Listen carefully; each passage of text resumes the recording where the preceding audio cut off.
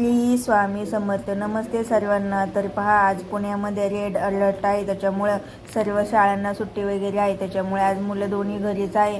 तर सकाळी छान नाश्त्यासाठी पोहे आणि चहा वगैरे बनवला होता.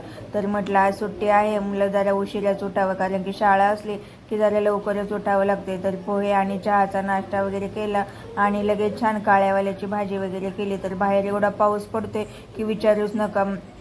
पूर्ण माझ्या दोन्ही गॅलऱ्या एवढ्या ओल्या होतात की पत्र्यावरती आहे तरी पण गॅलऱ्यांमध्ये खूप पाऊस वगैरे येतो. त्याच्यामुळे कपडे घरामध्येच वाळत टाकावे लागतात. पाऊस काय आज उघडायचं नाव घेत नाहीये, कारण की एवढा पाऊस पडतोय की असं वाटत नाही की आज तो उघडेन म्हणून. कारण की पावसाचं वातावरणच एवढं भयंकर झाले की बाहेर ढगही पाहतो मी कसे काळे काळे झालेले आहेत.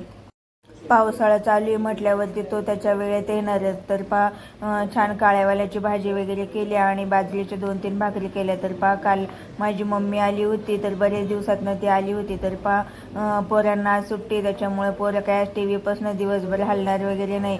तर म्हटलं संध्याकाळी छान सकाळी काल्यावाळाची भाजी केली, तर आता छान भजी वगैरे बनवावी. तर छान गरम गरम कांदा भजी वगैरे काढली होती आणि 4-5 चपात्या वगैरे केल्या. बाहेर पाऊस पडतोय, त्यामुळे एवढं थंडगार वातावरण आहे आणि पाऊस पडतोय म्हटल्यावरती भजी खाऊ वाटतातच.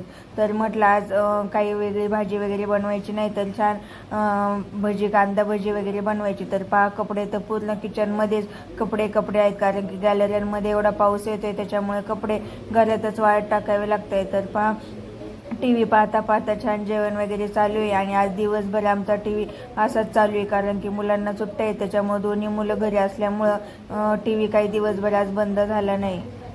पाऊस एवढा पडते की घराच्या बाहेर जायचाही काही प्रश्न येत नाही.